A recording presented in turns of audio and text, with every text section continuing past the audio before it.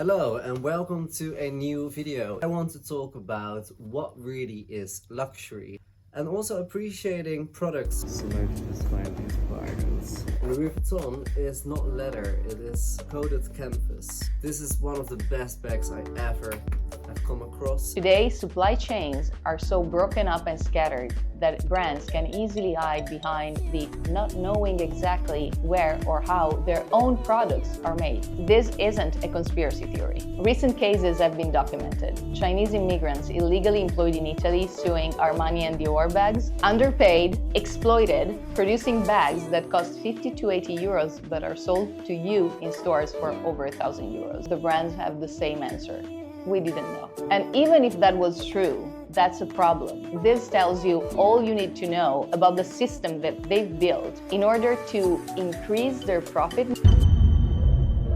I have found out that a lot of the bags that I have, especially since I was a teenager, which is at this point, some of them are maybe 20 years old, and how they have aged. Once I became like a teenager, saving up for small things I wanted to have because I was inspired by, no doubt, like Gwen Stefani, the ska elements of the fashion. And then from that I got into John Galliano and the designers, Vivienne Westwood, behind a lot of these looks. Besides that, I have always been brought up by the idea that if you change things in your room, you need to save up for it for your birthday and you need to be sure you want to keep it. So to start off with, one of my first ever luxury bag I got around the age of 15. I think this was in an outlet in New York, was a Mulberry that I actually used to go to school with and put my books in and my pens. I'll show you what it looks like because I use this throughout any weather, rain, snow. This big bag, which is Mulberry, it's almost 20 years old.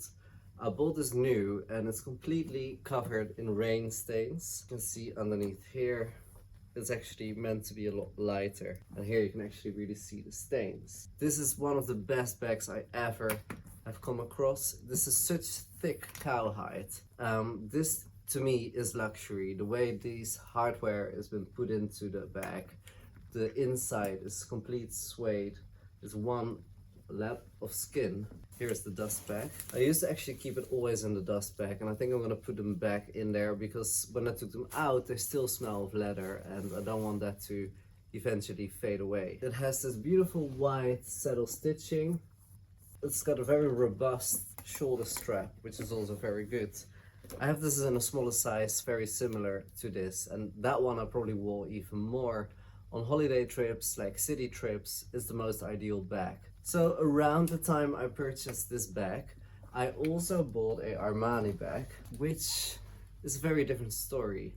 I really want to return this. It's a leather handbag, and I use this a lot as well. But look what is happening to this leather, which I don't think is actual leather. It's completely cracking up. You can see underneath here the split leather is splitting.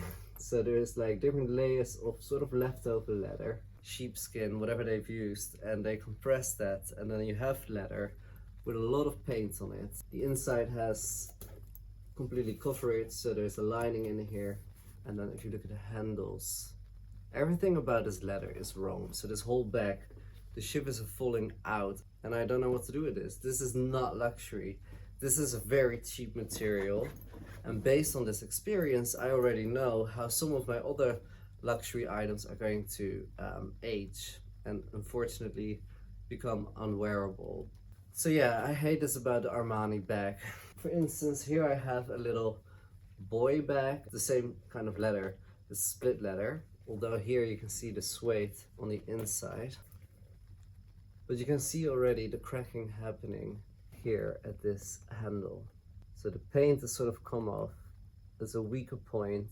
It's not happening here or here. I fear the same thing is going to happen to this bag. And of course, if you compare that to something like Bottega Veneta, this won't happen. Here I can see the suede on the other side of the leather. It's again a solid skin. This is a luxury item. It's a proper woven leather, so this will age really well. Especially if you compare that to a Louis Vuitton bag, which is actually not even leather. This is a coated canvas. That's what Louis Vuitton does. There's a little bit of leather here, which will age really nicely, I think, not on this side. I want to talk a bit more about other people establishing the same thing. A lot of videos have gone viral about the quality of designer goods and the overpricing of it. We already mentioned the Dior book tote, which is made for around 80 euros, I believe, in Italy. That's around the price I bought it for, maybe 100. I am a fashion designer, I'm a pattern cutter, and I used to have investors, and we used to go to Italy to find production facilities. I also went to Poland, to Nigeria, to England, and none of these situations turned out the way I was imagining. Either a lot of it is mass produced, or they have showrooms where you kind of pick prefabricated styles that you can then adjust in your colors, your fabrics, change the lengths. It's not what I wanted. I'm a fashion designer, so I really wanted to showcase my own designs. Knowing that made in Italy is probably the highest standard you're going to get, my disappointment was huge. The whole trip with my father or my brother, I went there several times to visit all these production houses. Prato, for instance, well, there are Italian companies and they are Italian families who run it. However, they don't produce, it ends up being distribution centers. Made in Italy, made in China, or maybe made in Chile. Oh yeah, that should be a thing, by the way, because some brands get real creative when it comes to maiden labels. Bringing that Chinese labor to the European land to protect that fancy labels while cutting costs everywhere else. But what does these maiden labels really mean? I've seen leather goods from all over the world, and honestly, the country name on the label means almost nothing to me. It's who made it and how. That scene I spoke about, he pretty much is a leather handbag producer. I have also trained in the Netherlands, also in the production of leather. He does the same, he has his own brand, and he also went down the whole route of Prato and also Spain. Eventually I had some insiders, like a lady who had to solve the issue for Versace and other brands that do make clothes that end up being made wrong. So like either the wrong size or there's no size label in it, so she needs to figure out what size it is, or the logo was tilted, so they can't be sold. Anyway, she had to go through all these things, and I still am friends with her on Facebook. Well, she actually then advised me to drive around at night, and wherever you see lights burning in these industrial areas is where people are sewing. Now the whole city is Chinese. Everywhere you go, every person almost you come across is a Chinese person. Often they don't really have any legal rights or any health insurance because they're not officially there to work. And that's how a lot of these fashion brands can get away with not paying a lot of money to produce in Italy. It's sort of slavery. That's how I see it. It's the same circumstances as Bangladesh or China itself, so I never wanted to produce there, and that's how I got out of all of this. LV factories in Italy, Alexander McQueen factories in China, Capital factories in Japan, Kiko in Portugal, Lululemon in Turkey, Bodhi in India. Glass Factory has spent the last 2 years traveling the world and filming the best factories in fashion. With all my research and my whole database on all these facilities of factories across Europe and Asia, I never really did anything with that for the last 7,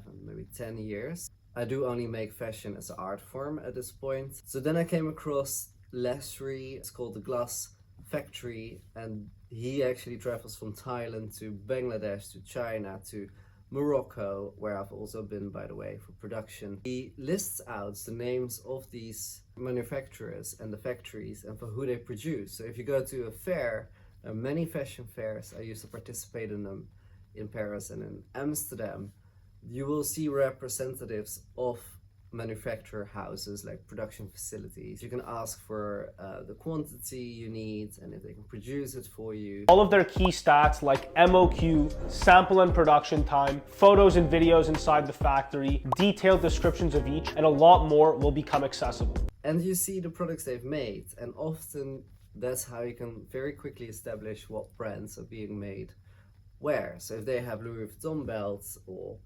brooches. For instance, here I have a Massimo Dutti jacket on which I have put my brooch from Schiaparelli. Schiaparelli sells this for 700 or 800 euros approximately, but I found a producer of this brooch. They also produce for Chanel, and I actually have brooches from a vintage Chanel jacket that I inherited and one that I bought.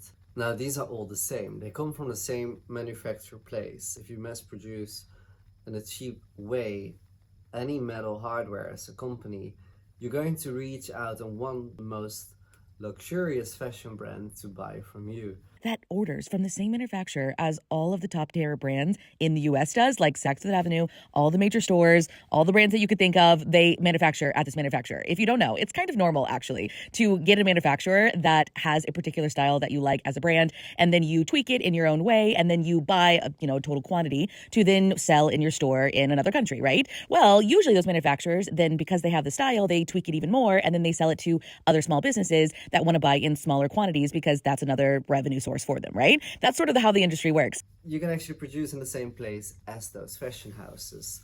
Of course, the fashion houses don't want to know any of this, but that's the truth of the industry. I've been in it myself. I don't like it, and I don't want to become rich by this industry where you actually knowingly underpay people to produce your products. What is luxury? I think this is a spoon, a teaspoon from 1800 with the initials WG on it. The actual silver spoon from Edinburgh, and when I was there, this guy found these and he makes jewelry out of it. This is my platinum rings from Tiffany with diamonds in it. This is just solid rocks, so there's different types here. And again, another diamond ring. That is value to me, and you don't always have to go to any fashion house. Like, only one of these rings is from Tiffany. I think we need to reevaluate what fashion is. Every time I see people walk into Primark or H&M, I just feel pity because they do not realize it just bought a whole load of plastic items that are gonna lose their shape after 2 or 3 washes, and it's not gonna feel nor look luxurious at all. I hope I made sense in explaining what luxury really is and how you can still find it if you go to the right. Think of the material primarily. Tank top that's made of polyester versus one that's twice as expensive, but it might be made of cotton or even silk or whatever, cashmere. Always go for the better quality garment, the textile, because you're gonna have to wash it, you have to wear it, and if you wear polyester, you're going to sweat. It is not very good for your pores and your skin. I don't recommend you go down that route. And so I think this summarizes the last trend of quiet luxury, what it really means. And it means to get personal with yourself. What textiles do you like? Is that a style that suits you? And if so, you want it to last, so buy it in the best quality possible. That's how eventually you can build up your own beautiful collection of wardrobe pieces that match together and will last for a long time. Thank you so much if you came to the end of this video. I'll see you next week in another one, and we'll go through one of my collections of luxury items. I'm not sure if we're going to do the handbags, my gloves, my jewelry, or maybe the belts.